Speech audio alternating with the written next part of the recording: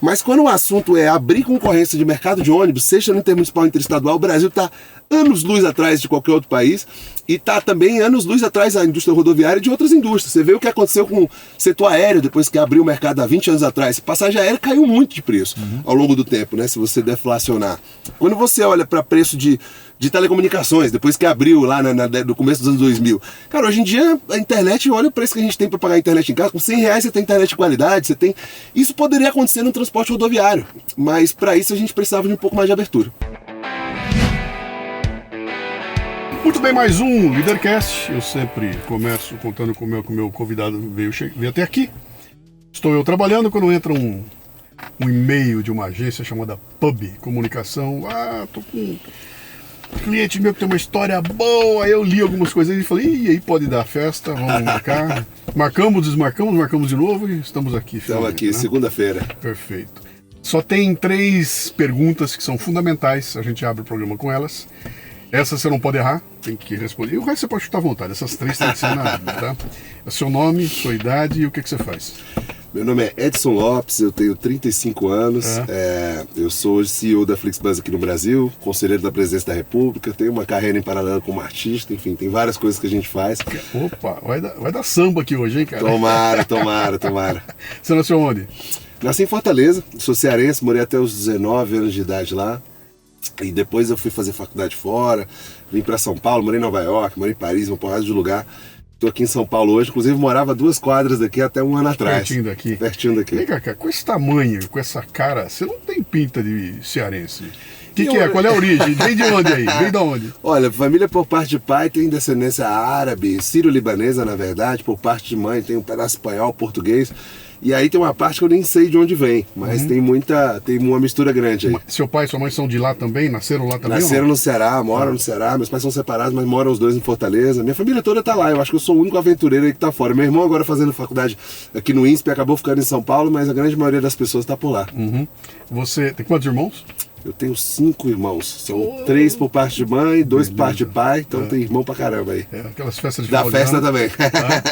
Da festa de final de ano deve ser uma boa, né? É uma boa. Teu apelido quando você era pequenininho, como é que era? Ixi, minha família em casa chama de Guga. Guga é um apelido que eu tenho. E minha família, por parte de mãe, chama de Guga, por parte de pai, Gugu, porque é de São Augusto, né?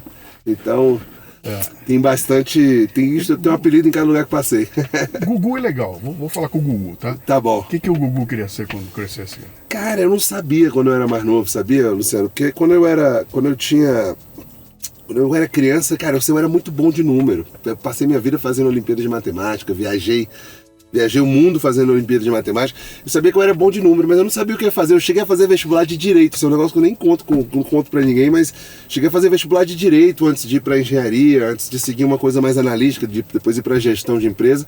Mas eu nunca soube bem o que eu queria fazer. Eu sabia que eu queria fazer alguma coisa com matemática. Essa era a minha pira quando eu era mais novo. Mas não sabia bem, desde criança, tá? Mas eu não sabia onde. Quase que eu fui virar pesquisador em matemática antes de seguir uma trajetória corporativa. Então era bem isso. Eu queria muito jogar bola quando eu era mais novo, mas rapidamente descobri que exigia um talento que não era muito compatível. Nem anatomicamente, nem em termos de genéticos. Hoje em dia você ia dar um zagueirão, cara, com essa altura. Ele dava um zagueirão. Mas se eu soubesse a quantidade de gente que sentou nessa cadeira aí, que falou eu queria ser jogador de futebol, fui tentar. E aí eu descobri um belo dia que não dava. Eu entrevistei aqui, a última conversa aqui que eu fiz agora, foi a semana passada. Ele, japonês, queria ser jogador de futebol, cara. E foi pra peneira do Corinthians, né? E aí tem um momento chave, que é aquele momento em que o garoto olha para aquilo, vê a molecada em volta e fala, pô, não vai dar pra mim, cara. Mas é isso, eu tive que escolher entre meus amigos continuarem me chamando pra sair, ou então eles me darem cano, porque eu não queria. Eu era um goleiro que só pulava pra um lado, cara, era horrível. Tá não deu certo pra mim o futebol, não. Eu desculpa, foi uma das primeiras derrotas aí da vida. Mas foi bom ter tido essa derrota, que se eu tivesse insistido teria sido um desastre. Talvez naquele time do Dorival coubesse, mas agora não cabe mais não. E aí, o que você foi fazer da vida aí? Você seguiu na matemática? Foi para exatas? Enfim, quando eu era mais jovem, eu viajei o mundo, fui para a Olimpíada Mundial de Matemática, representar o Brasil, então eu era um estudante... O negócio era sério, cara. Era sério, assim, eu fui medalha de prata na Olimpíada Mundial Universitária de Matemática, fui representar o Brasil na Olimpíada Mundial alguns anos antes do ensino médio, fui medalha de prata na Sul-Americana, medalha de ouro na Ibero-Americana Universitária, era um negócio sério, cara, fiz mais de 30 Olimpíadas de Matemática, tenho mais de 20 medalhas. brasileira, foram 7 medalhas diferentes na Olimpíada Brasileira ao longo dos anos. Então foi um negócio muito sério pra mim. Foi uma coisa que eu levei bastante a sério. E assim, moldou muito minha personalidade, até porque você aprende a competir desde novo. Não aprendi a competir nos esportes, mas aprendi no intelecto, vamos dizer assim. Isso aí. E aí isso me levou pra muito lugar. Isso permitiu fazer uma faculdade fora do Brasil, isso permitiu ter uma perspectiva bem diferente. Assim, foi algo que realmente moldou minha vida. Para a maioria das pessoas, a matemática é um baita de um problema, né, cara? É uma disciplina complicada, é aquela que dá repetência de montão, é um negócio complexo. E para algumas ela é esse fascínio que ela fez você. Eu nunca fui de exatas, né? Meu negócio é as humanas só lá. Mas eu sempre fui fascinado pela matemática, porque ela vai desembocar em coisas que são sensacionais, cara. Moleque, eu amava astronomia, cara. E astronomia é matemática pura. Pura. Eu gostava de música. Astrologia é não, astronomia é. Sim. Música é matemática também. Eu também sou músico. Então, quando você bota a mão, o que foi que te atraiu, cara? O que te fez apaixonar? Olha, eu não sei te explicar, cara, mas eu acho que eu vou te contar como eu entrei na Olimpíada de Matemática. A primeira memória que eu tenho, quando eu era criança, eu tinha 5 anos de idade, eu já fazia contas de 2 dígitos por 2 dígitos. Alguém falava em algum lugar, 43 é 37, aí eu tava lá na hora e falava assim, 43 é 37, sei lá, 1591, sei lá. Qualquer conta que me diziam, eu fazia na hora. Essa aqui, por exemplo, eu acabei de inventar, acabei de fazer na hora. Então, eu rapidamente, isso com 6 anos de idade, tá? Então, quando eu era criança, eu já era muito bom, assim, intuitivamente fazer conta de tudo. Eu aprendi a multiplicar sozinho. Uma vez eu ouvi alguém falando que 10 vezes 10 era 100. Eu fiquei pensando, por que 10 vezes 10 é 100? Eu lembro disso, eu tinha, sei lá, 5 anos de idade. Aí eu fiquei, peraí, talvez estejam falando que é 10 vezes o 10. Aí eu fui somando, 10 mais 10 mais 10. Eu falei, é isso. Aí comecei a fazer outras coisas, fui perguntando, aí fui pegando uma calculadora e ficava tentando adivinhar. Eu aprendi as contas todas sozinho, então eu tinha um talento aí. E aí, quando eu tinha uns 9, 10 anos, eu vi uma coisa de um cartaz de Olimpíada interna do colégio, de matemática. Eu não estudei, não me preparei, fiquei em primeiro lugar. Na Olimpíada do colégio que eu estudava, eu dava uma bicicleta de presente. E aí eu falei, cara, eu sou bom nisso aqui. E eu nem era tão excepcional na matemática da sala de aula, não. Até porque nessa época era uma coisa muito... Enfim, eu não levava muito a sério, né? Sim. Eu era bom aluno, era primeiro lugar de sala, mas eu não era um negócio, não era uma matéria... Eu achava que era bom em estudos sociais, que era história e geografia. Só que aí eu comecei, cara, a entender que eu era bom nisso. Aí eu fui fazer a Olimpíada Brasileira de Matemática, na 6ª série do colégio, tive uma medalha de bronze, também sem me preparar muito. Eu falei, peraí, cara, fui medalha de bronze na Olimpíada Brasileira de Matemática. Sem preparação. E aí eu comecei a levar a sério. Aí quando foi na 8ª série, eu fui medalha de ouro na Olimpíada Brasileira de Matemática. No ensino médio fui para Olimpíadas Internacionais, fui premiado. Isso abriu muita porta para mim. Na primeira vez que eu fui para a Olimpíada Mundial, não fui premiado. Isso aí para mim foi um trauma enorme da época. Porque eu tinha me preparado, estava pronto, a prova veio do jeito que eu queria, mas amarelei. Isso me ensinou a perder, me ensinou a ganhar, e ao longo da vida isso marcou muito o caminho que eu tomei. Mas assim, eu entrei nisso sem querer, por causa de um anúncio de uma bicicleta, vamos dizer. Você sabe que hoje, isso seria considerado, se não for, uma espécie de autismo, né? Eu nunca tive diagnóstico de autismo. Pois é, mas você sabe que hoje seria, né? Porque naquela época era um superdotado, né? Eu tive diagnóstico de superdotação quando eu era mais novo. Então isso aí aconteceu de fato. Assim, de teste de QI, meu QI era 160. Assim, era mesmo do Ashton Kutcher. Do Einstein era tipo 140 e pouco. Então eu tive esse diagnóstico de superdotação de QI quando eu era mais novo, mas nunca fiz nada com isso. Assim. Você não foi buscar Porque, pô, se você morasse nos Estados Unidos, se você fosse americano, cara, os caras tinham achado você, cata esse moleque e traz aqui, bota numa escola especial e desenvolve o talento dele pra... Mas acabou dando certo, cara, assim, que no Brasil não tinha preparo pra isso, né? Então, assim, por exemplo, eu era também muito... Eu cheguei a ser expulso de colégio por disciplina quando eu era mais novo. Então eu era o cara que fazia Olimpíada de Matemática, mas eu era muito agitado. Claramente dá pra ver isso. Você era do fundão da sala? Eu era do fundão também, mas eu estudava. Então, assim, eu cheguei a ter problema de disciplina no colégio. Porque, cara, eu era do clube de informática do colégio, então eu programava já na época, com 12, 13 anos de idade, eu programei um vírus que deletou as coisas do computador, porque eu tinha brigado com a moça da informática. Então, eu tive uma infância assim, que foi entre querer ser descolado, uma infância e adolescente entre querer ser descolado, querer ser do fundão, e ter essa questão de estudo que era natural para mim. Acabou que, graças a Deus, essa parte da disciplina a gente adquiriu, foi tendo juízo ao longo da vida, mas a parte do estudo prevaleceu. Hoje em dia...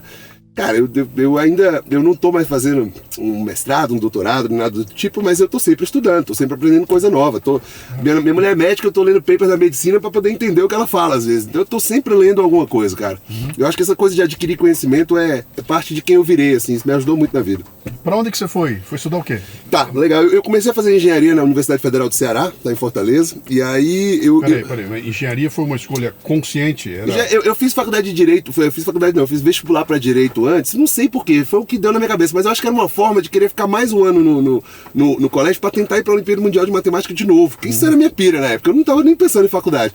E aí depois eu entrei pra engenharia na Federal do Ceará, não fiz vestibular pra ITA, pra IME nem nada, porque eu tinha uma namorada na época, eu queria ficar no Ceará. E aí eu fiz faculdade. Quando eu entrei na Federal do Ceará, aí eu comecei a ver meus colegas que tinham ido para o Olimpíada Mundial de Matemática. Um tinha ido para o MIT, outro tinha ido para Harvard, outro estava no ITA, outro estava... Eu falei, cara, e a Federal do Ceará, assim, é uma boa universidade, mas tem, comparado com esses lugares, tem suas limitações. Aí eu falei, cara, eu acho que eu poderia ter ido mais longe. Aí apareceu a oportunidade de fazer o processo seletivo para estudar na França, na École Centrale de Paris, né, que é uma top 2 universidade da França, de engenharia, extremamente renomado. Eu, cara, estudei 2 anos para esse processo e deu certo. Eu fiquei 3 anos e pouco na França. Bolsista? Bolsista, ganhei uma bolsa do governo francês. Essa dívida minha não é com o governo federal brasileiro. É a bolsa do Ministério das Affaires étrangères, né, que é tipo o Ministério das Relações Exteriores da França. E eu ganhei na época, chama Bolsa Eiffel, eles dão para uns 60 alunos por ano ao redor do mundo, não sei como é que tá hoje em dia. Na época eu peguei a bolsa. Que idade você tinha? Eu tinha 19 anos. Morava no Ceará? Morava no Ceará. Ceará. Aí saí de lá, fui para Paris. Como é que é sair de Fortaleza com 18 anos de idade e chegar em Paris, cara? Cara, foi muito legal, assim, porque eu já tinha viajado para fazer a Olimpíada de Matemática, eu tinha ido pro México, pra Bolívia, eu tinha ido para vários lugares. Coisa rapidinha, tinha bate ido pra Hungria no começo da faculdade, feito um mochilão na Europa, então eu gostava de viajar. Sim. Mas nunca tinha sido uma realidade viajar. Eu tinha morado no Rio rapidamente para fazer um curso de verão no Instituto de Matemática Pura e Aplicada de lá, então eu fiquei uns 3 meses no Rio. Então eu já tinha viajado, eu já gostava de viajar, mas agora para ir morar fora é outra coisa. Você deixa o namorico que você tem na cidade, você deixa seus planos, você vai buscar uma coisa maior. Quando eu cheguei na França, assim, os primeiros 2 meses eu estava num curso no interior da França aprendendo francês, depois eu fui para capital, né, para Paris, para começar a faculdade. E eu fiquei chocado com a faculdade. Os equipamentos que tinha lá por aluno eram que a gente tinha que marcar horário para usar em 6 alunos lá na Federal do Ceará. Tipo, tinham áreas que eu poderia explorar na minha carreira como engenheiro, que na Federal do Ceará se falava muito de seguir carreira acadêmica, ou então em trabalhar na indústria. E eu não sabia que tinha um mundo onde o engenheiro podia ir para o mercado financeiro, podia trabalhar com consultoria estratégica, podia ser pesquisador na área de engenharia financeira, para trabalhar com modelos quantitativos para banco. Eu não sabia que esse mundo existia. Então, eu sou muito grato à oportunidade que eu tive, porque talvez eu tivesse tido uma carreira bem mais limitada até hoje, se eu tivesse ficado. E assim, meus colegas da Federal do Ceará, porra, quanta gente boa, cara. Vários deles talvez tenham virado pesquisadores, que é uma carreira muito nobre e importante, tá? Mas acho que eles talvez não tenham tido a mesma oportunidade de ver que existiam oportunidades além. Que te levam para um horizonte financeiro de carreira diferente, mas não só isso, tá? Que te levam também para para você poder fazer o que você quiser, né, cara, Luciano? Às vezes você fica limitado àquilo que o mundo acadêmico prega, mas o mundo é bem mais que isso, né? Eu tenho uma história que eu sempre conto aqui no Leadercast, que toda vez que o pessoal me cabe essa história. Eu fiz um trabalho uma vez com a Hortência. Grande jogador. E ela conversando, ela falou o seguinte, ó, um monte de mães, pais me procuram para perguntar para mim, vem cá, minha filha está querendo ir pro esporte, quer basquete, o que eu faço? E ela responde, sai do Brasil. Mas é isso. Sai do Brasil. É Você isso. quer? É sério? Sai do Brasil. Porque aqui, por mais boa vontade que exista, tromba nesse problema, não tem estrutura, não tem nenhuma inteligência para olhar os caras que têm inteligência e falar, me dá essa molecada, vou tratá-los de uma forma diferente para que esses cérebros... Esse mecanismo, cara, das Olimpíadas é um mecanismo que descobriu muita gente, assim. O meu caso é um caso que, assim, eu sou muito grato. Se não fosse as Olimpíadas, eu não teria descoberto nunca esse talento da matemática e nunca teria tido a autoestima que eu precisei para depois fazer uma faculdade fora. Pega o caso da Tabata Amaral, deputada federal por São Paulo. A Tabata estudou em Harvard. A Tabata é uma menina de periferia, filha de cobrador de ônibus que faleceu cedo com a mãe dela que era diarista, né? Então, é diarista ainda, eu era diarista. E ela virou deputada federal, estudou em Harvard, estudou Ciências Políticas e Astronomia, que você gosta, em Harvard. A Tabata foi descoberta por Olimpíada. Tem colegas aqui da Faria Lima que hoje são grandes lideranças de banco de investimento que tiveram uma origem humilde em São Paulo e que esses caras foram descobertos, foram estudar no Etapa aqui com bolsa, no Poliedro, nesses colégios aqui de São Paulo e depois fizeram faculdade no ITA e depois foram para o mercado financeiro porque foram descobertos para a Olimpíada. Então assim, a gente não tem tantos mecanismos. Ficamos Custou alguma coisa aqui? Aconteceu alguma coisa. Mas vamos lá, você está em Paris, né? Paris. Termina a faculdade lá, se forma com um diploma em euros. E aí, cara, qual é a decisão? Vou viver no mundo? Eu voltei pro Brasil, porque se eu fizesse umas cadeiras a mais, eu me formava no Brasil, que ia ser um duplo diploma, que pra mim era muito importante, porque eu pensei, cara, eu comecei a faculdade na UFC, eu tive a oportunidade de ficar lá depois, e etc. Eu falei, eu vou voltar pro Brasil, vou terminar lá, vou cumprir a missão que eu tinha, que era terminar nos 2 lugares. Voltei pro Brasil, terminei a Federal do Ceará, só em 6 meses, tá? Pouquíssima coisa precisou. Aí fiquei com os 2 diplomas, da França e do Brasil.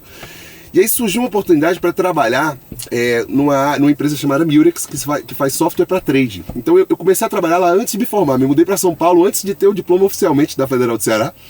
E essa empresa aqui no Brasil? Essa empresa é libanesa, na verdade eles são donos libaneses, a sede é francesa, mas eles fazem software para o Itaú BBA, para o JP Morgan, para o HSBC, para o Santander, para bancos ao redor do mundo enormes. Esses eram alguns clientes no Brasil. E eu entrei lá para trabalhar no front office. Basicamente eu trabalhava muito com modelos financeiros que eram utilizados nesse software para produtos derivativos, e, enfim, produtos financeiros exóticos, tudo que você imaginar, opções e outros tipos de produto. Trabalhava com precificação e risco desses produtos dentro do software, ou seja, tinha que fazer muita modelagem financeira, modelagem matemática, e auxiliava o Itaú BBA na implementação dessa solução. Então eu fiquei 1 ano e meio lá. Era um negócio muito específico. Eu saí da faculdade ganhando muito bem, era um emprego premium, um escritório só de 10 pessoas ali na Faria Lima. Mas era um negócio que, cara, eu tinha dificuldade de explicar como que isso ia me levar para uma carreira de gestão futura. Assim, era um negócio legal, bem pago, mas eu falei, cara, isso aqui não é um negócio assim, é bacana, eu vou ganhar cada vez mais dinheiro aqui, cada vez mais infiltrado na Faria Lima, mas não é um negócio que vai me levar a gerir um grande projeto, a ser CEO de uma empresa. Nessa época eu já tinha essa ambição, sabe, Luciano? Eu já falei, eu vi o mercado corporativo e falei, cara, dá para chegar longe aqui. E aí começou essa ambição a falar mais alto. E aí nesse momento eu falei, cara, eu vou dar um passo para trás, eu vou para uma outra oportunidade que seja mais generalista. Fui trabalhar no BCG, que é uma empresa de consultoria em estratégia muito renomada, uma das 3 mais do mundo, né? Tem McKinsey, BCG e Bain, que são as grandes consultorias em estratégia. Processo seletivo conhecido como super difícil. E aí deu certo, fui trabalhar no BCG e fiquei um tempo lá aqui, uns 1 para 2 anos aqui em São Paulo. Fiz projeto na área de serviço financeiro, ajudei a montar um banco digital para o Bradesco, fiz projeto para linhas aéreas, para empresas de comida.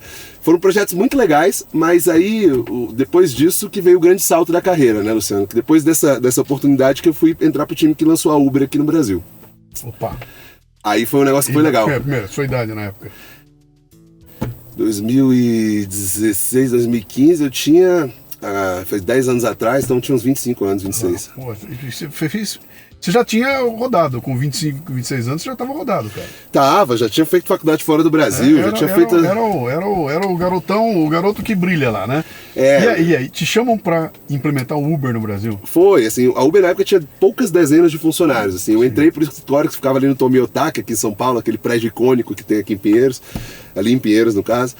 E aí, quando eu entrei na Uber, eu tinha vindo de um ambiente corporativo no BCG que era bem mais clássico, né? Bem mais cristalizado, aquela coisa de clientes de banco, ia de terno, etc. Eu cheguei na Uber, tinha um bocado, eu gosto de brincar, tinha um bocado de maluco, beleza, inteligente pra caramba, ou seja, minha cara. Era a cara da galera que tinha sido do fundão, mas que era inteligente. E eu cheguei na Uber e fiquei fascinado, cara. Aí foi o grande case da minha vida até hoje. A Flix também, eu tô há 5, 6 anos. Presidindo a empresa no Brasil, mas a Uber foi incrível. Eu entrei lá como gerente de operações da região Nordeste, e aí liderei várias áreas lá dentro, saí de lá como head. Era o comecinho? Era o comecinho da Uber? Era o comecinho da Uber. Não, a Uber não tinha completado nem 1 milhão de viagens por semana em São Paulo. Hoje em dia é um número, nem sei como é que tá, mas é muito maior. A Uber na época era um negócio pequeno no Brasil. A Uber tinha lançado 3 cidades quando eu entrei só. Só tinha BH. Era a época que os motoristas de táxi paravam os carros da Uber pra bater no motorista. Cara, se eu te contar, eu e no passageiro, batia nos dois. Tem uma história que eu conto sempre. Tava eu e meu amigo Bartolomeu, que era um camarada que também cresceu muito na carreira lá na Uber, e a gente foi lançar a cidade de Maceió. Os caras trancaram a gente numa sala, quase que a gente leva porrada. Tive que correr e entrar no carro correndo de um amigo meu. Fugindo dos taxistas. Fugindo dos taxistas. No outro dia disfarçado, porque como não tinha lançado a Uber ainda, não tinha carro pra alugar na cidade, porque tava lotado, a gente andando de táxi. Eu tava com um chapéu, com óculos aqui, me escondendo dos caras, entendeu? Então, foi um período complicado. Eu me lembro que na época, cara, eu tava num impasse, quer dizer, eu tava numa mudança, tá? Eu tava mudando e tudo mais, aí eu morava em Alphaville, vim pra cá, pra São Paulo. Então lá em Alphaville eu tinha 3 carros, eu, minha esposa, minha filha. Eu gastava uma pá de dinheiro todo mês, de gasolina e tudo. E quando eu mudei pra cá, eu mudei com 3 carros. E cheguei aqui, botei os 3 na garagem. E de repente eu olhei em volta e falei, bom, táxi eu não gosto muito de usar, porque, pô... Claro. Isso eu já sabia. E aí aparece o Uber. Eu falei, cara, eu vou testar esse treco, né? E foi muito engraçado a minha chegada no Uber, foi no comecinho, né? Quando eu vi aquele rolo acontecendo, eu falei, não vou pegar o Uber, vou sair pra dar uma palestra, vou apanhar no caminho, não vou poder dar palestra, né? Eu esperei um pouquinho, quando a coisa acalmou um pouquinho, eu comecei a usar o Uber e comecei a testar. Black, vou testar um. E aí entendi que para funcionar de montão tinha que ser o Black, porque os outros, né? Claro. E aí desenvolvi até um texto uma vez que eu falei o Uber Black contra o Uber X, né? O Uber Black é Uber. A vida do cara é Uber. O X está Uber. É claro. Eu tenho um carro aqui, enquanto não tem nada pra fazer, eu dou uma corridinha aqui e ganho algum dinheiro, então, e botei toda a diferença que aconteceu ali, né? Mas assisti esse processo todo acontecendo e vi aquela luta toda, falei, cara, esses caras estão brigando de novo contra uma onda que é imparável, né, cara? Imparável. Se pararem o Uber, vai vir o Puber, vai vir o Juber, vai vir o Luber. É isso. E ele vai passar, porque quem tá definindo se esse negócio funciona ou não é o cliente. A inovação não dá pra parar, Luciano. Não tem como. E assim, sabe o que é interessante? Nessa época, você pegar a crise financeira que a gente teve em 2015, 2016, foi uma das piores crises econômicas da história do Brasil. O desemprego foi para 2 dígitos, a situação da taxa de juros foi elevada, ou seja, não tinha dinheiro fácil no mercado. A inflação a gente estava tendo que controlar. Então foi uma situação ali em 2015, 2016, foram poucas crises financeiras tão relevantes aqui, macroeconomicamente falando, no Brasil. E nesse momento você tinha um cenário perfeito, porque tinha muita gente querendo trabalhar. E era muito difícil argumentar que esse camarada não podia usar o carro que ele quitou para poder fazer uma viagem transportando de forma privada alguém. Teve uma mudança de lei, a lei acho que foi 12.585, posso estar falando besteira, mas foi uma lei homologada pela presidente Dilma Rousseff na época, que era uma lei que falava sobre mobilidade nas cidades, que instituía que o transporte individual privado era possível até 5 pessoas, 4 pessoas, sei lá. Então, assim, acima disso era o transporte coletivo, era outra regulação. Então, teve uma mudança regulatória na época que não fizeram com a intenção de abrir espaço para brigar com táxi, mas eles permitiram que tivesse um contexto regulatório para isso acontecer.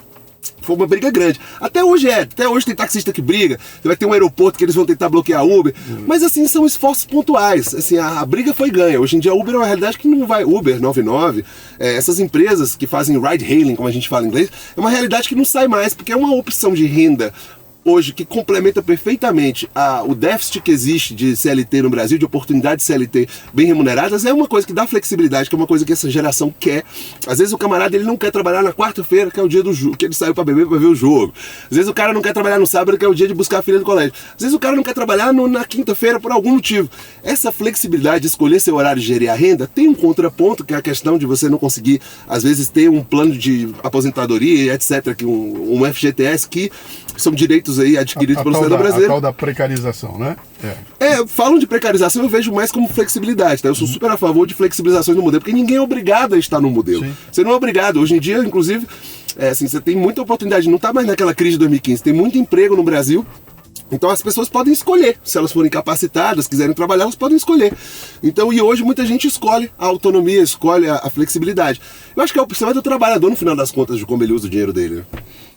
Eu vi uma vez uma entrevista de um diretorzão da Ambev. A Ambev tem uma fama de ser uma trituradora. É uma empresa que forma bilionários, né, com uma quantidade incrível, e ao mesmo tempo é uma empresa que tritura quem está lá, porque ela tira até o suco, né?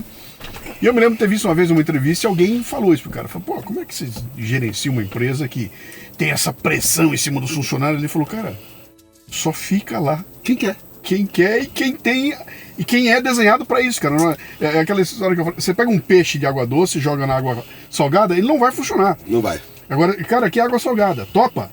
Vem, mas vem sabendo o que te espera aqui. Mas se não fosse a Ambev, Luciano, tanto de coisa que a gente ia ter deixado para trás de cultura comercial no Brasil, a Ambev é um exemplo em vários aspectos. Aí se tem questões que eles passam no limite ou não, é outra coisa, né?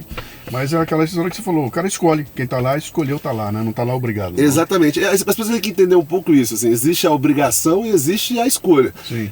Quando você tá numa empresa... Agora, por exemplo, tem coisas que não é questão de escolha, não. Uma empresa que pratica assédio moral, sim, assédio sexual, isso aí não é uma escolha. Essa empresa não tem o direito de fazer isso. Sim. Se a pessoa que é assediada, tem que buscar os direitos dela. Agora, quando a cultura de trabalho, ela puxa mais, puxa menos, o cara tem... Cara, quando eu trabalhava em consultoria, não tinha horas. Eu tinha que trabalhar no fim de semana, tudo. O importante era satisfazer o cliente. Tudo que é client service, que tem algum B2B, né, que tem alguma empresa pagando cara por um serviço seu, você vai ser cobrado, você vai trabalhar, não adianta. Quem trabalhou em consultoria, quem trabalhou em banco de investimento, cara, trabalhou às vezes 100 horas na semana. E vou te falar uma coisa, ninguém é obrigado a fazer isso. Ah, mas passou as 40 horas da CLT. Cara, é sua opção você trabalhar o dobro para colher os frutos 2 vezes mais rápido, entendeu? Para aprender 2 vezes mais. Eu fui diretor na indústria de autopeças, cara. Então você entende o drama. 6 anos eu fiquei lá. E eu virava à noite, cara. E virava à noite com gosto, porque eu sabia ficar, o que eu tô fazendo aqui? Eu tô construindo um capital político na empresa, cara, que tudo isso faz parte dessa construção. É isso. A hora que aconteceu uma oportunidade aqui, os caras vão olhar, quem são os caras que correspondem? Pô, o Luciano é um, né? Vambora, né? Ontem eu terminei, eu gravei ontem à tarde o Café com o Brasil e mandei pro Lala, que é o meu editor, pra ele fazer a edição. Ele mandou pra mim às 2h30 da manhã, cara. Mas é isso. Então você fala, o cara tá trabalhando 2h30 da manhã, tá. Por quê? Porque é a escolha dele, cara. É isso, cara. Ele tem a liberdade de fazer e... Cara, hoje em dia, o desafio que eu tô, puxando um pouco para um viés mais recente. Quando eu saí da Uber, eu trabalhei um tempo curto em outra empresa de hotelaria indiana, que foi uma passagem de 8 meses, e assumi em dezembro de 2019. Assim, a Uber eu amava ela de coração, eu saí de lá porque estava na hora de eu assumir um desafio de C-level, ou seja, de ser o número 1, número 2 de uma empresa aqui no Brasil grande. Eu estava pronto para isso na época, e na Uber esse passo ainda ia demorar um pouco. Que ano foi? Em 2019. E aí em 2019, tive uma passagem rápida por outra empresa, por uma empresa de hotelaria indiana chamada Oio, que veio para o Brasil. Era um modelo um pouco mais complexo, então eu fiquei 8 meses lá, mas já num período de transição, falando, não é isso aqui, vou para a próxima oportunidade. E aí vim para Flixbus, né, que é onde eu estou há 5 anos e meio como CEO. Flixbus. A Flixbus é a maior empresa de transporte rodoviário do mundo, a gente está em 44 países, é uma empresa de tecnologia para o transporte rodoviário, mas na prática, se você chega na Europa, ônibus de baixo custo é Flixbus. Chega nos Estados Unidos, ônibus de baixo custo é Flixbus. Já adquiriu mais de 20 empresas ao redor do mundo ao longo dessa trajetória e se tornou líder em vários lugares. Aqui no Brasil a gente está tentando explorar esse mercado rodoviário que é incrível.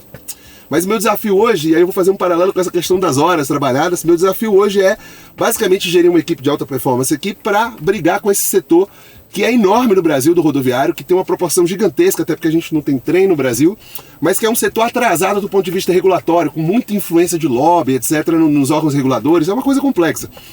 Eu tô nessa briga hoje, não tem hora, cara. Dia 24 de dezembro do ano passado, por pressão dos concorrentes, a agência reguladora em Brasília ia passar um negócio que ia parar as nossas operações no pico da alta, que é o Réveillon ali Natal, e a gente estava correndo atrás de decisão judicial.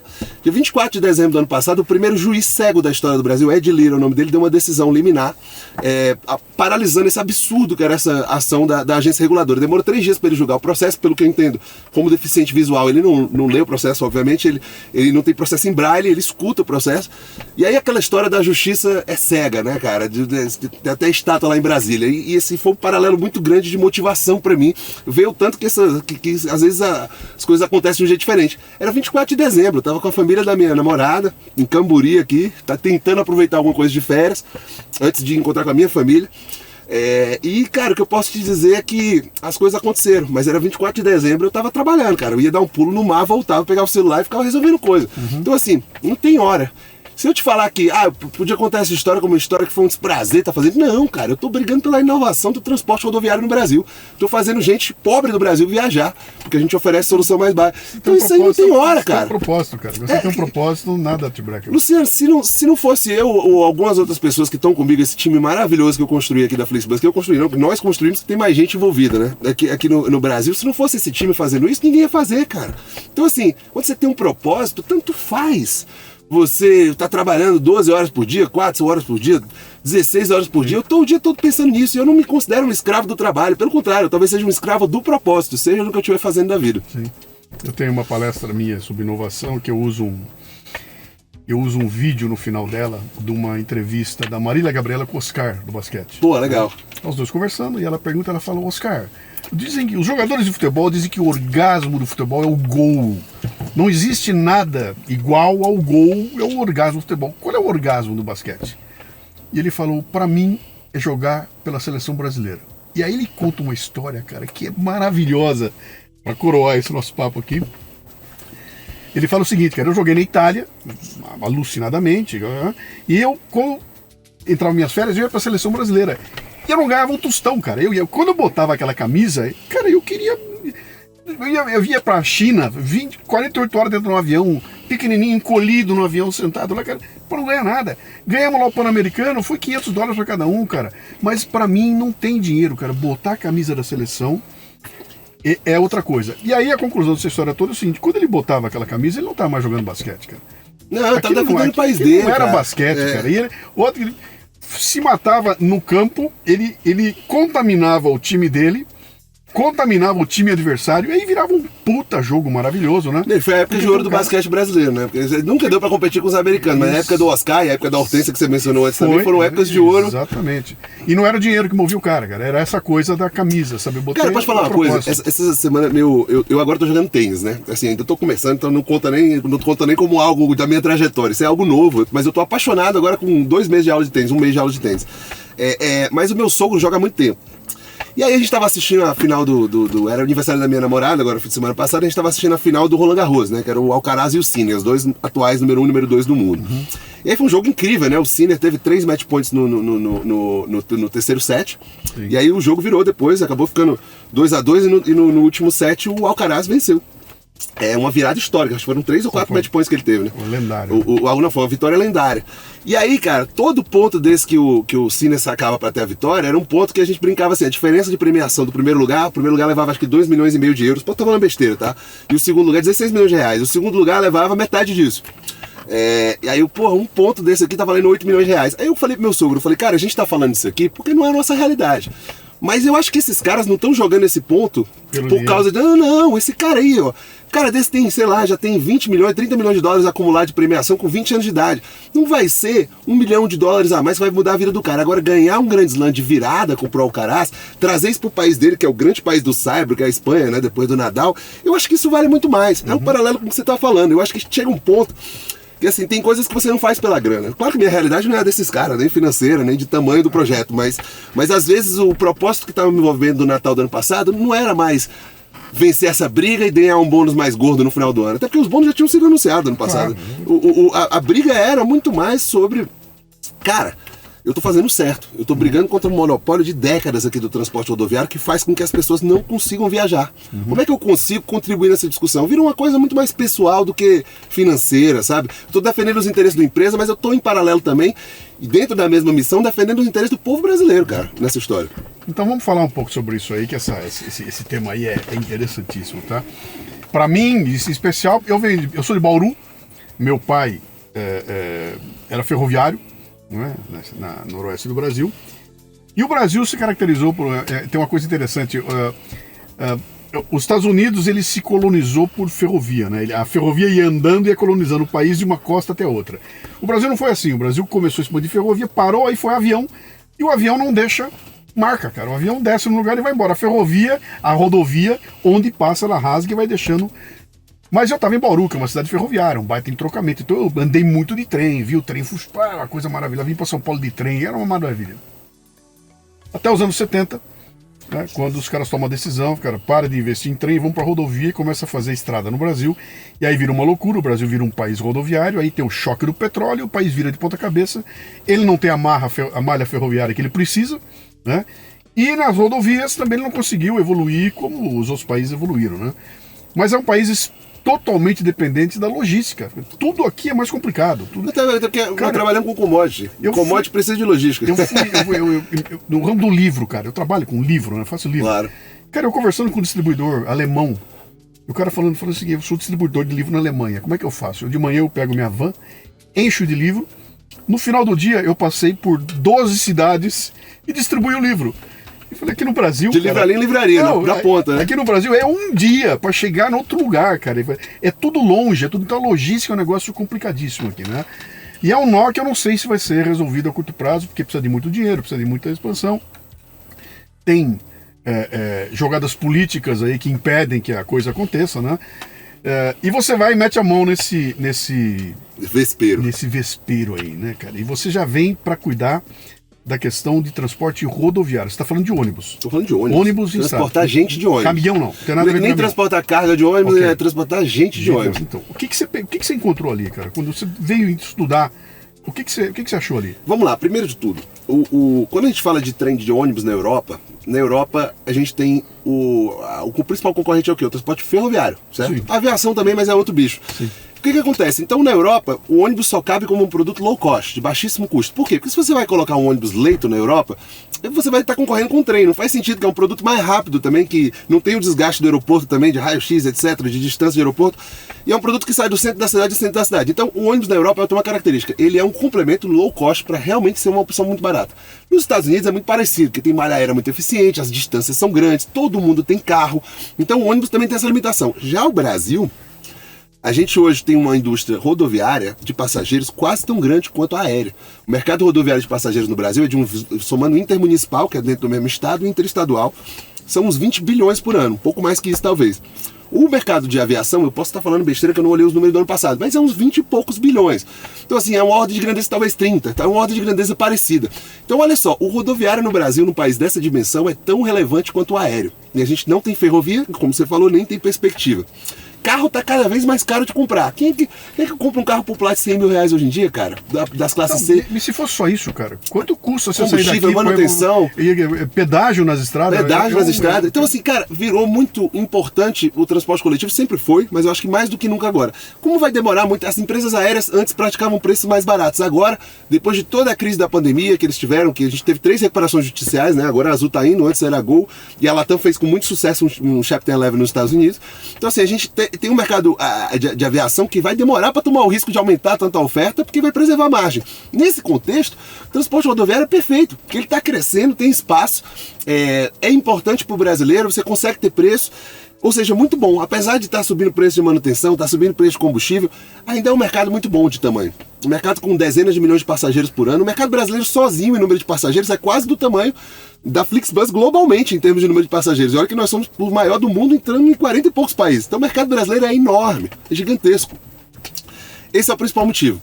O segundo motivo é por conta da falta de concorrência no setor, que, sei lá, 80% das linhas interestaduais são monopólios, protegido pela regulação. Então, como tinha essa situação, a gente chegou num ambiente em que demorou muito para ter evolução de digital. Até hoje, só 30% das passagens no Brasil são vendidas online. 30%? 70% é vendido em guichê de rodoviária, cara. Então, assim, aí você vai perguntar por quê? Tem cidades que faz sentido, porque é uma cidadezinha pequena. Eu tive em Mineiros, Goiás, agora eu mesmo saí de casa para comprar um leito-cama de uma concorrente nossa, para viajar para São Paulo, eu saí presencial, porque eu ia economizar, desculpa. Peraí.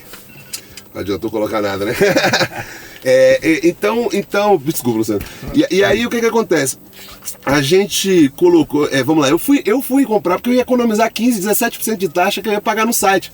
Uma passagem de 500 reais faz diferença, 100 reais, 150 reais de taxa. Eu fui no guichê. Para essa cidade, tudo bem sair no guichê rodoviário. Faz sentido que é fácil. Agora, camarada que está em São Paulo, vai sair lá o cara vai fazer uma viagem do rodoviário de Tietê. Sai daqui Ele vai sair de Santa Amaro para ir para o Tietê, para comprar uma passagem, para trocar uma passagem no guichê. Não faz sentido. E ainda assim acontece um pouco, tá?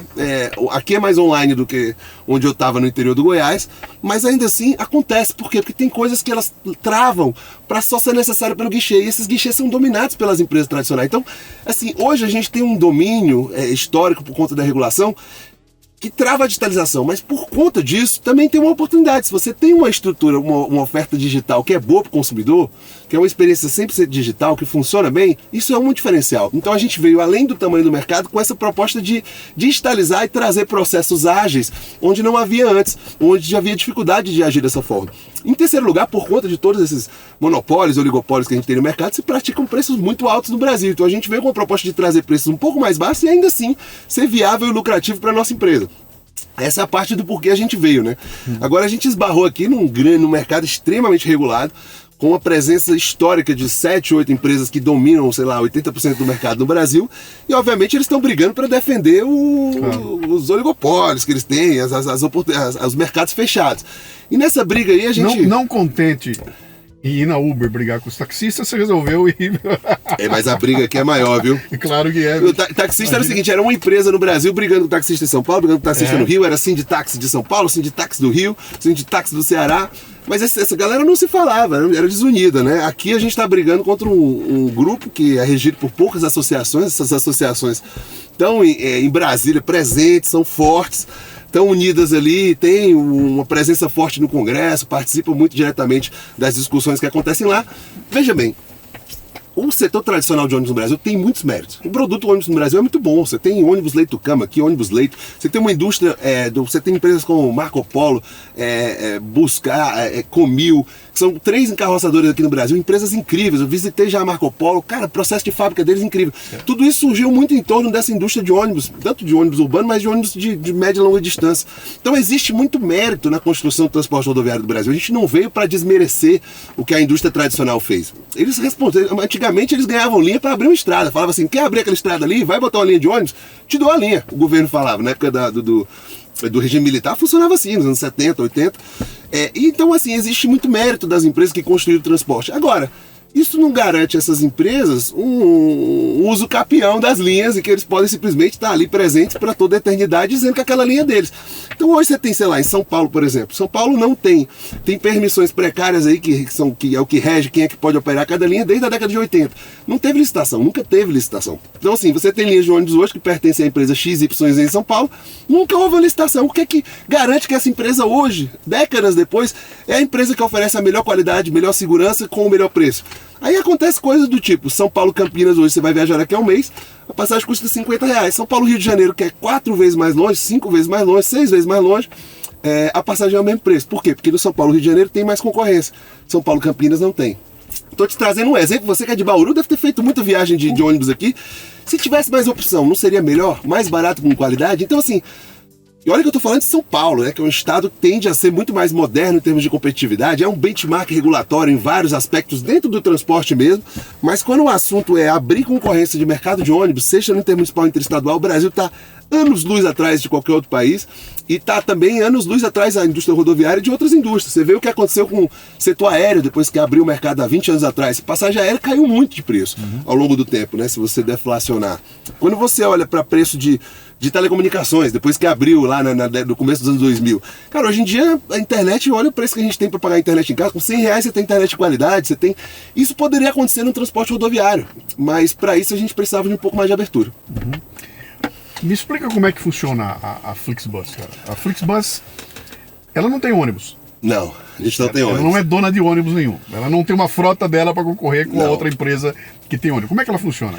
Funciona da seguinte forma, imagina que você, para operar uma linha regular de ônibus, assim, saindo de uma rodoviária para outra rodoviária, você precisa de quê? Você precisa de muitas coisas. Você precisa, de um lado, de um ônibus de qualidade, com manutenção feita, com um motorista bem treinado, que é o que a gente fala da operação, vamos dizer. Para você operar isso bem, quanto mais especialista você for na rota que você vai operar, na garagem que você tem, nos motoristas que você tem, melhor.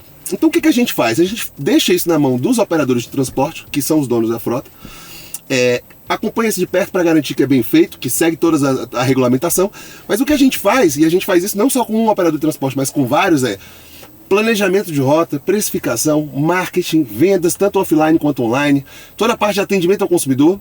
Imagina que um cliente, um operador de transporte pequeno, que tem 10 ônibus, que faz isso bem, transporta bem, com segurança passageira em uma linha. Esse camarada vai ter que atender quantos requisitos regulatórios para ter um atendimento ao consumidor que segue as regras? Sim. Se ele está junto com a gente, ele vai fazer parte disso, a gente vai dar um atendimento ao consumidor 100% adequado, com premiações de Reclame Aqui, etc., que a gente tem nomeação. A gente vai entregar uma solução digital, tecnológica, de plataforma para essas empresas que elas nunca teriam acesso sozinhas para competir com esses grandes players do setor. Então a gente traz isso na ponta dos operadores de transporte, uma oportunidade de concorrer de forma 100% regulada dentro do transporte e operar essas linhas, mas brigando de igual para igual com players muito grandes, tá? Então na ponta do usuário, o que a gente faz é trazer uma opção barata, segura de transporte. Hoje, assim, não existe garantia que os nossos preços são sempre mais baratos, mas se você for olhar e abrir, sei lá, São Paulo, Rio de Janeiro agora, com certeza nós vamos estar entre as opções para viajar daqui a um mês mais em conta. Isso faz com que a gente traga, por exemplo, uma opção acessível, que faz mais gente viajar e que desperta um pouco esse senso de competição que nunca houve no setor, né? Competição é boa. Existem práticas de competição que são corretas e outras não corretas. A gente trabalha 100% dentro do que é correto. E a gente acredita que oferecer preços mais baixos no Brasil é uma opção muito boa. Deixa eu... Vou exercitar minha ignorância agora, que é genuína, tá? Vocês têm a linha São Paulo, Rio de Janeiro. Não, a linha, hoje a gente não tem autorização dessa linha. Quem tem autorização é uma empresa de transporte, certo? Ok. Essa empresa de transporte tem autorização. E ela que opera a linha de fato. O que a gente faz é prestar serviço para ela Ok, mas eu consigo comprar uma passagem de São Paulo para o Rio de Janeiro pela Flixbus? Consegue, você compra no site da Ok. Flixbus, mas na nota fiscal vai vir o nome da empresa que está transportando. Eu queria te perguntar, então quando eu chegar na rodoviária, o que vai estar pintado no ônibus? Legal. O ônibus vai ser co-branded, né? Então ele vai ter tanto a marca da Flixbus quanto a marca da empresa que opera, Ok. uma regulação, é obrigatório pela regulação, e a gente cumpre isso. Então tá as duas empresas lá, a cor é a verde da Flixbus, porque a gente acredita muito no poder que essa união de marca, assim, o cara que usa São Paulo Curitiba vai usar São Paulo Rio de Janeiro, depois ele vai reconhecer a marca. Então a cor é da Flixbus, só que quando você O cara junta... ele pinta o ônibus então. Pinta o adesivo, Eu depende eu vou reconhecer que eu estou chegando num... Se eu for no aeroporto e trombar com um avião laranja, eu sei que eu tô na Gol. É isso. Se for azul, eu sei que eu Se tô na você TAM. pegar um ônibus verde-limão daquela cor, você vai saber que você está num ônibus Flixbus. operado em parceria com a Flixbus, mas Ok. vai estar também muito claro qual é a empresa que tem a autorização para estar operando ali. A gente só opera de forma regulada, a gente não opera a gente não opera a linha que não tem autorização, então são empresas que têm autorização do governo para operar, que têm a licença para operar naquela linha, e aí a gente vai fazer um branding conjunto para poder, mais uma vez, todas as marcas que a gente opera em parceria se beneficiarem dessa construção de marca, mas no final das contas a operação de transporte que eles fazem é tão importante, na verdade até mais importante do que o que a gente faz, que é prestar serviço de tecnologia e inteligência para eles. Quer dizer, se eu for olhar a Flixbus, eu consigo ver, não sei se é um tripé ou é um quadripé ali, mas eu consigo ver. Você deve ter um marketing bem agressivo e talvez conectado com ele seja o TI de vocês, a parte de informática ali. Vocês devem ter uma parte gigante de gestão desses fornecedores, É isso. que esses caras aí você tem que tratar muito, muito, muito de perto, né? Como é que você faz isso, cara? Eu sou dono de uma empresa aqui, tô com o saco cheio, quero tirar esse peso, vou procurar vocês. Eu bato lá e falo, vem cá, posso? Legal. A gente tem uma equipe de desenvolvimento de negócio que vai basicamente conversar para entender a realidade. A gente tem uma equipe de operações que vai ver se a empresa tem autorizações mesmo para operar aquilo ali, um jurídico que vai ver se se a autorização funciona. A gente vai ter a equipe comercial negociando os termos comerciais da parceria, ou seja, quanto que a gente vai estar repassando em função de quilômetro versus não vai estar. Tua equipe busca. Você examina o Brasil e fala, cara, tem uma linha ali que eu quero. Exato. E vocês vão atrás, ou você só. Hoje em dia eu posso estar. Claro que eu não lembro 100% dos operadores, 100% das linhas, mas no interestadual, eu acho que qualquer linha que você falar, eu te digo qual empresa está operando lá. Então, assim, é um negócio. Sim. Por quê? Porque é limitado, não tem tanta concorrência assim, então acaba que as linhas mais interessantes e as menos também a gente sabe quem está operando lá, entendeu? A gente tem uma visão muito grande do Brasil. Claro, a gente tem regiões que a gente ainda não chegou, sei lá, tem empresas que operam ali o Manaus Boa Vista, por exemplo, na estrada que vai de Roraima para o Amazonas. A gente não opera essa linha, porque não tem conexão com o resto do network que a gente tem, mas a gente está em conversa com os camaradas que estão lá, entendeu? Então, a gente conversa muito com o mercado em todos os lugares. Tem regiões onde você ficaria impressionado. Caramba, entre essas duas cidades, Rio de Janeiro e Brasília. Eu não vou mencionar nome de concorrente, mas vai buscar uma passagem de Rio de Janeiro para Brasília. Duas cidades, a capital brasileira, a antiga capital brasileira e a segunda maior cidade do país. Vai pesquisar, você vai ter duas opções. Uma que é uma empresa que voltou em litígio agora, que é uma antiga empresa brasileira, e a outra é uma empresa que domina essa linha há décadas. Por que não tem concorrência, entendeu? Por que uma linha como essa, Rio de Janeiro-Brasília, você vai ter um preço de passagem por quilômetro 3 vezes maior do que numa linha como Goiânia-Palmas? É uma linha, por exemplo, que é operada por 10 concorrentes. Olha como a competição traz opções boas para o passageiro. Então, existe um desbalanço muito grande hoje para privilegiar algum desses grupos econômicos, sabe? Quando você fala de caçar linhas, a gente caça no Brasil, algumas delas dá pra gente caçar, porque tem oportunidade de empresa que obteve uma autorização ali e que tem interesse em trabalhar com a gente para concorrer. Tem outras linhas, por exemplo, Rio de Janeiro-Brasília, que hoje não tem a menor perspectiva de trabalhar, porque nem o órgão regulador vai dar essa autorização pra gente e nem a gente vai conseguir trabalhar com quem tá lá, que são uma das empresas que não tem o menor interesse no nosso crescimento no Brasil. Então é um pouco esse jogo de gato e rato, essa busca de novos mercados que a gente faz aqui. Como é que você trabalha com responsabilização, cara? Porque você tá mexendo num negócio que é complicado. Eu não sei nem se não é pior que comida, cara. Comida, que você lida com comida, os caras estão comendo o teu produto, o cara passa mal, é 2 espetáculos ali. Ônibus, você tá transportando 40, 50 vidas ali e de repente tem um sinistro, acontece alguma coisa aí. Como é que funciona a responsabilização desse caso? Olha, no caso quando a gente tiver as nossas linhas, as nossas autorizações, nós somos o responsável do ponto de vista de segurança. Hoje, quando o passageiro é transportado, a autorização ali é da empresa que está transportando. Então, assim, para fins jurídicos, a responsabilidade é da empresa que está transportando. Isso não quer dizer que, por mais que nós não sejamos responsáveis tecnicamente pela autorização ali, até porque a gente não tem gerência sobre a operação em si, sobre a manutenção, Sim. mas que a gente não tome cuidados. Por exemplo, quando uma empresa vai trabalhar com a gente não vai se associar, colocar a nossa marca junto com a empresa que a gente não acredita que tem condições de operar em segurança. Então, você tem uma auditoria lá, você vai ver. É isso, a gente vai ver se está funcionando. Eu não tenho gerência direto na hora que ele vai escolher a peça do ônibus. Claro. Vou ter quando tiver nossas linhas. Mas hoje, qual a marca da peça que ele vai estar comprando, a gente não tem gerência direta, porque hoje nós somos um prestador de serviço de tecnologia para essa empresa.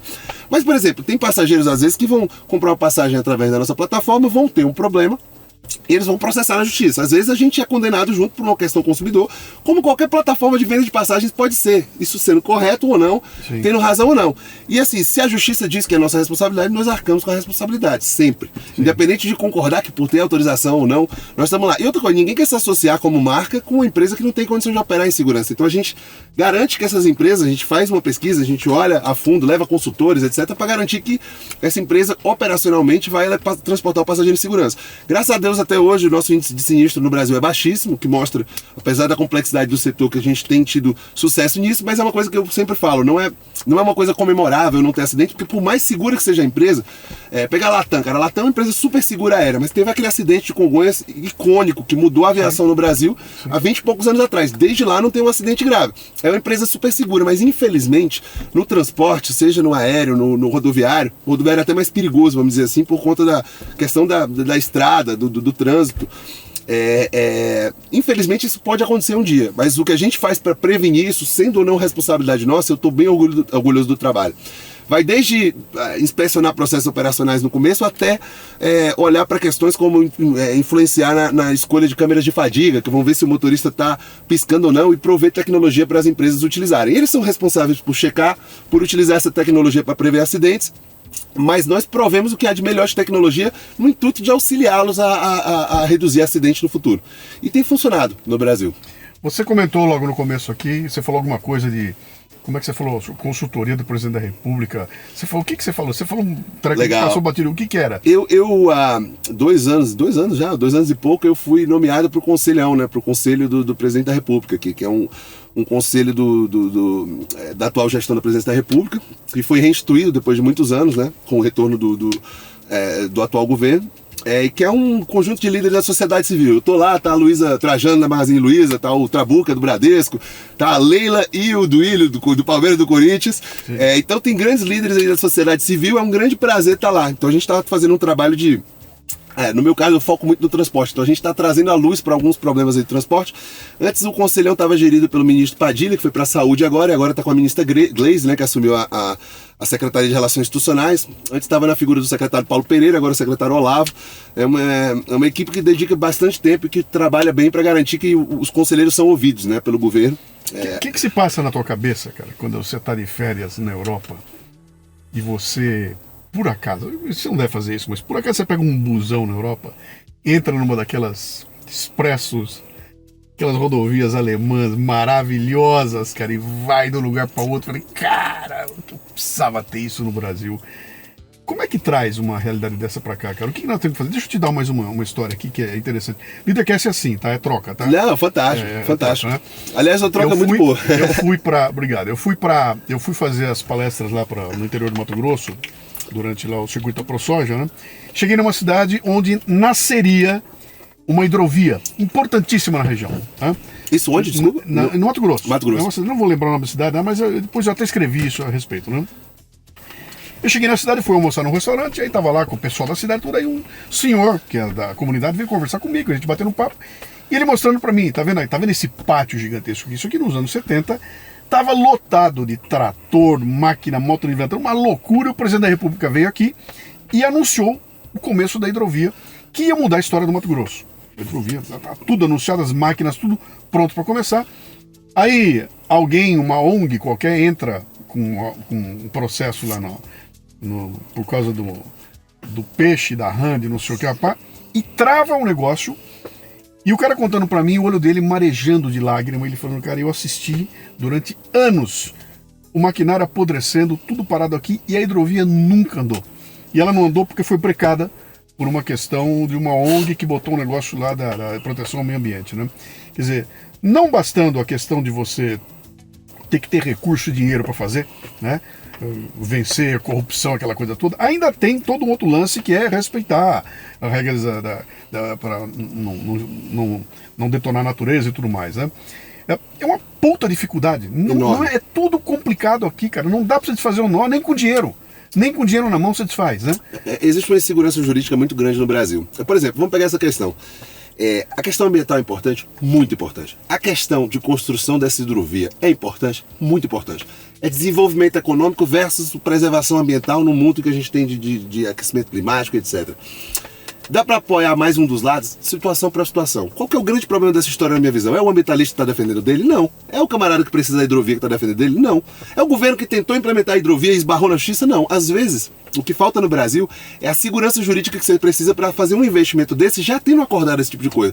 Então, assim, o problema todo dessa história não é o ambientalista ter brigado por isso. É o ambientalista ter brigado por isso, a decisão ter sido feita depois que o investimento tinha sido feito. O maquinário apodreceu, como você falou, e o negócio não aconteceu. Imagina se fosse o contrário. Se antes de fazerem a aquisição do material, do investimento, tivesse sido barrado pelo ambientalista.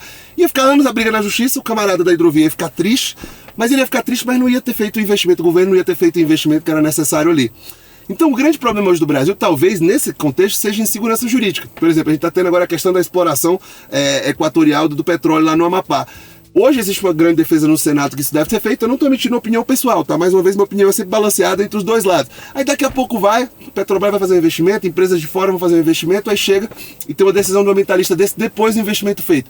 Cara, se passou no legislativo, que aprovou o negócio legislativo, se a agência reguladora permitiu e começou, não cabe mais à justiça entrar nessa questão. Então, assim, eu acho que hoje esse desbalanço na insegurança jurídica com o que é interesse da população e, consequentemente, refletido, seja de forma balanceada ou não, na agenda do legislativo, que é sancionado ou não pelo executivo, e eu não estou nem entrando no mérito dessa briga gigantesca que a gente tem de anistia versus não anistia, que eu detesto falar desse assunto, tá? Que eu acho que tem bons argumentos dos dois lados. Eu estou entrando no mérito exclusivamente da questão da insegurança jurídica para nós empresários, trazendo investimento para o Brasil. Então hoje, por exemplo, a questão do transporte rodoviário. Eu não vou nem falar das estradas ainda, mas do transporte rodoviário. A gente fez um investimento massivo no Brasil, trouxe oportunidade para muitas empresas competirem, trouxe passageiro para dentro, e ainda assim, às vezes tem um processo novo de uma denúncia infundada de associações rivais ou concorrentes que vão tentar enviesar o órgão regulador para trazer punições para a gente. Eles usam na máquina que existe hoje a favor deles ou a favor de quem quer que seja, para poder obstruir progresso. Por quê? Para barrar a concorrência. Isso é muito claro, tá, Luciano? Então, assim, às vezes é uma questão de uma briga de ambientalista de princípio contra quem está fazendo um investimento em infraestrutura. Às vezes é a briga de quem tem os monopólios, oligopólios, para impedir a concorrência. Às vezes não existe uma briga clara, às vezes não existe uma briga clara, mas já está um imbróglio tão grande no judiciário, assim, em entendimentos diferentes, em instâncias diferentes, aí leva para uma instância superior, é um tema que assim, atinge o orçamento do governo, aí vira uma briga política. O Brasil tem uma complexidade hoje de insegurança jurídica que isso não afeta só o meu setor, não, isso afeta qualquer setor. Quem sabe operar no mau sentido essa máquina a seu favor consegue obstruir ou desobstruir qualquer processo. Quem não opera da forma errada que a gente vê aqui no Brasil e tenta realmente mudar a regulação por longo prazo, consegue.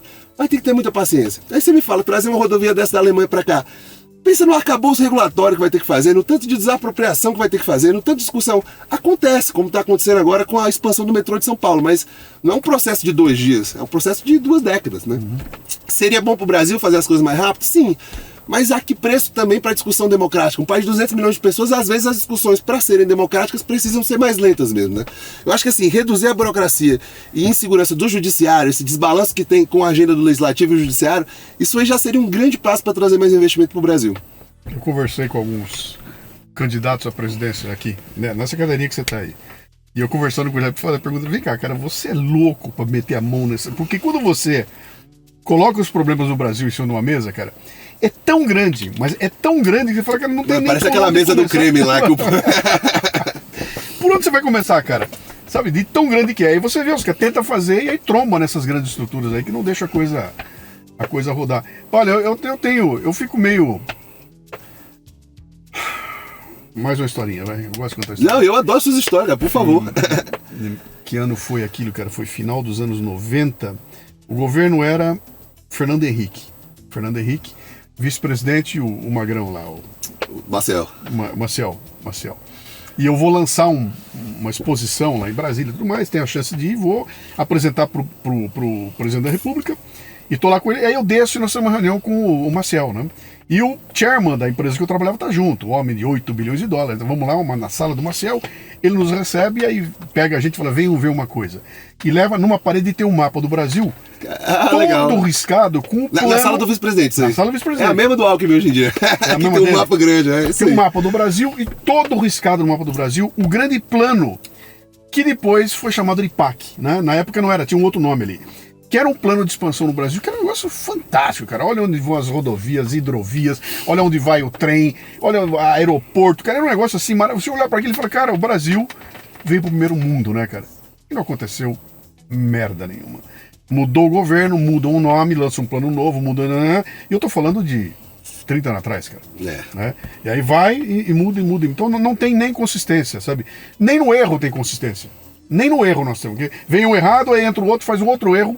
É um erro diferente, não é o mesmo erro, né?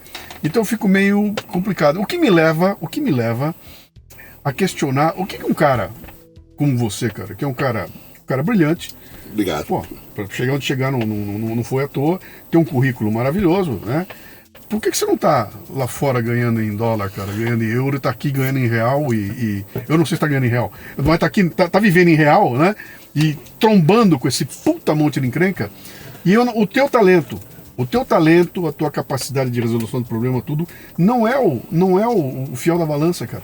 Não é por fazer bem feito. É legal esse ponto, Luciano, mas pensa comigo. Tem duas formas de ver o copo, né? Meio cheio ou meio vazio. Alguém precisa fazer isso pelo Brasil. E assim, hoje, por exemplo, eu já tive a oportunidade para Dubai para ganhar mais que eu ganho. Tive a oportunidade para Nova York. Eu já trabalhei em Nova York, na verdade. É um episódio que a gente não conversou, mas parte do projeto o BBA que eu fiz, eu fui para lá também. Então assim, eu tive a oportunidade de estar fora do Brasil. Eu recebi N propostas. Financeiramente até mais atraentes, apesar de como eu trabalho exclusivamente para empresas estrangeiras, a Uber, essa Oi indiana, o BCG, eu nunca trabalhei numa empresa brasileira, tá? Detalhe. Sim. Então assim, acaba que a remuneração está um pouco atrelada à questão do cambial também, o que é positivo, mas o que você falou faz sentido. Financeiramente fazia mais sentido estar lá fora. Mas pensa o seguinte, eu vou para Nova York, eu vou estar com meus camaradas que formaram universidades tão boas quanto a minha. Eu vou estar trabalhando no mercado com gente tão inteligente quanto eu. Aqui no Brasil tem um diferencial, eu sei trabalhar Brasil, eu sei trazer um modelo de negócio do exterior para cá, dentro das limitações éticas que eu tenho, que são muito restritas, ou seja, eu trabalho dentro do mais ético possível. A Uber é uma empresa muito ética, a Flixbus é uma empresa muito ética, tanto lá fora quanto a gestão que eu tenho aqui no Brasil. Então assim, fazer acontecer um modelo de negócio num ambiente complexo no Brasil é um puta skill, cara. Isso aí não só é remunerado, como alguém precisa fazer. Aí a pergunta que eu faço pra mim mesmo às vezes é, cara, mas e se você fosse pro setor público? E se você fosse usar essa energia que você tem pra mudar, pra, sei lá, se candidatar a alguma coisa, etc. E aí, por conta da natureza do meu trabalho agora, não só a presença no conselhão do presidente, mas o tanto que eu tenho que ir para Brasília conversar com legisladores, conversar com o órgão regulador, conversar com o executivo, com o judiciário. Não converso porque não faz parte, eu não sou advogado, mas tem advogados que conversam, eu participo nos bastidores dessa discussão de o que a gente apresenta para o judiciário quando vai conversar com algum desembargador para apresentar algum pleito, alguma coisa. Então assim, eu acompanho isso muito de perto. E assim, por que eu não vou para o setor público para gastar essa energia lá? Já que dinheiro não é a questão é resultado. E o governo é tão presente, aí eu fiquei, cara, porque às vezes eu acho que o que eu faço na iniciativa privada, a duras penas, com tanto de porrada que eu tomo, gera mais impacto fazendo milhões de pessoas viajarem barato no Brasil, do que eu, como senador, como deputado, como alguém brasileiro conseguiria fazer. Assim, às vezes o remédio que você tem que tomar para fazer alguma coisa acontecer em Brasília é tão amargo. Pensa num deputado que discorda de todas as pautas fora da área de educação, mas que por pressão do partido para conseguir que tenha quórum para aprovar suas coisas em educação. E é o caso, eu estou falando especificamente de alguns deputados que eu admiro muito aqui no Brasil, tá? Deputados e deputadas. Às vezes tem que votar contra princípios em outros temas para conseguir avançar nos seus. A política é isso, a democracia é isso. Eu não estou questionando que a democracia funcione assim. Eu estou só questionando que aí eu não teria paciência. Eu tenho paciência para tomar porrada como CEO de empresa aqui no Brasil, tanto que for necessário para fazer o certo, para fazer acontecer e para gerar impacto. Só que hoje eu acho que eu gero mais impacto fazendo isso no Brasil e fazendo isso na iniciativa privada do que eu faria fora do Brasil ou no setor público. Agora, se eu falar que eu nunca pensei em mudar para o setor público, já me brilhou muito o olho. Só que hoje em dia eu acho que eu estou no lugar certo. Eu estou na iniciativa privada fazendo coisas de grande impacto para a população e que obviamente defendem também o interesse de uma empresa que acabam construindo, junto com a minha história, uma trajetória de sucesso como gestor. Mas hoje me empolga muito mais o tamanho do desafio, do tanto que eu estou mudando as vidas aqui no Brasil, fazendo as pessoas viajarem mais barato, em segurança, do que a questão de ser melhor remunerado aqui ou acolá. Hoje meu interesse realmente é com o Brasil mais que com qualquer outro país. Eu amo isso aqui, apesar da bagunça, né? Você, depois, se tiver a chance, escuta o Leadercast da Ilona Bexkerhazy. Legal. É sensacional dela. E escute, se possível, Ilona Bexkerhazy. A Ilona foi secretária da Educação quando o legal. Bolsonaro assumiu. Legal. Ela foi lá, assumiu e ela entrou com esse espírito do serviço. Ela veio do setor privado, é uma locomotiva, cara. Entrou lá e falou, vou mudar esse treco aqui. Ela conta o que aconteceu lá.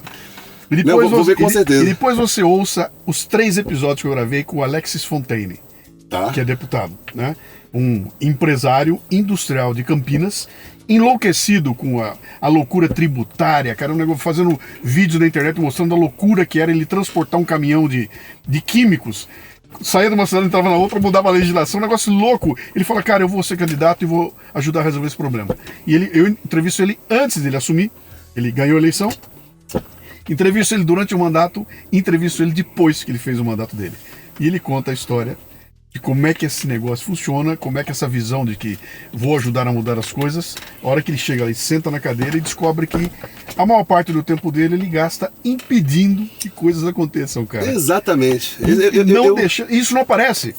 Ninguém vê. Eu considero um privilégio eu ter tido essa percepção que o Alex teve só que ele foi ser deputado.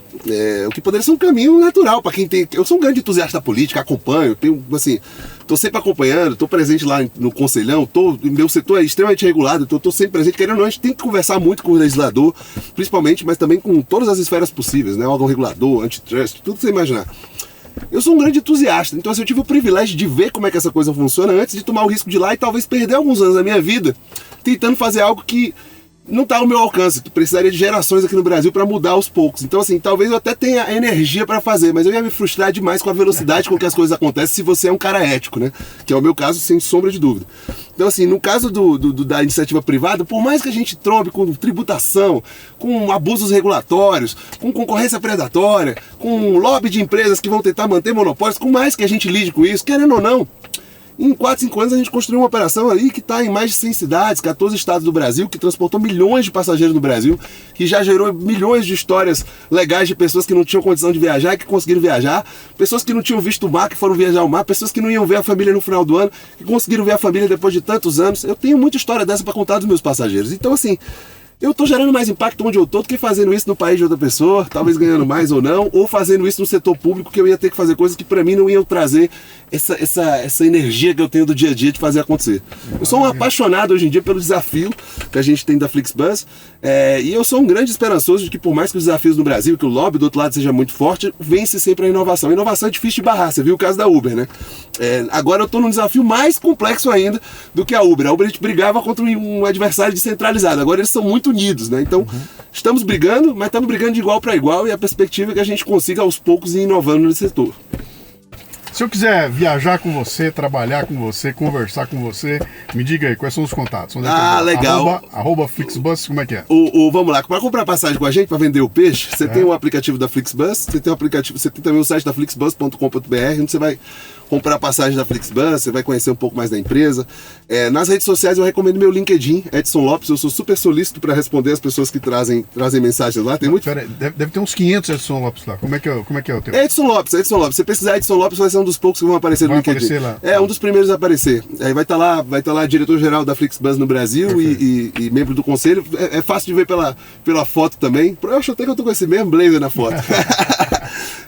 Então é fácil de me achar. E no LinkedIn eu sou muito solícito com quem vem falar sobre Flixbus, a gente está sempre trazendo. Tem muito fornecedor que vai tentar vender coisa, mas tem muita gente, que vai entregar currículo, mas tem muita gente que vai conversar sobre pautas interessantes e é o canal para me contatar de forma mais direta. Então no Insta também, @Flixbus, sabe? Isso é um negócio engraçado. No Instagram, meu Instagram eu não tenho Instagram de gestor, de CEO. Eu tenho uma carreira em paralelo de artista. Eu sou produtor de música eletrônica, viajo o Brasil para tocar em festivais, festas e toco em baladas aqui de São Paulo. É um negócio que eu faço em paralelo. Esse é o hobby? É o hobby. Música eletrônica, cara? Música eletrônica, cara. Mas você é o DJ mesmo ou você eu sou produz? DJ e eu produzo a música. Eu produzo música, já tenho mais de 50 lançamentos, já lancei por gravadora do mundo todo e já toquei em festivais grandes, aqui no Brasil, fora. Cara, isso dá outro Leadercast. Ia ser um prazer falar disso também outro dia. Sabe, eu vou marcar um próximo daqui a um tempo, aí você vem pra falar de tênis e de... Mas o tênis eu preciso treinar muito, não, cara. Então, daqui a um tempo, tu dá um tempo, aí a gente fala de tênis e de música. Vamos, vai ser um prazer, cara. Que conversa descontraída, que conversa legal. Esse é legal. Bem-vindo ao Leadercast. Obrigado, Luciano. Obrigado, satisfação enorme. Valeu.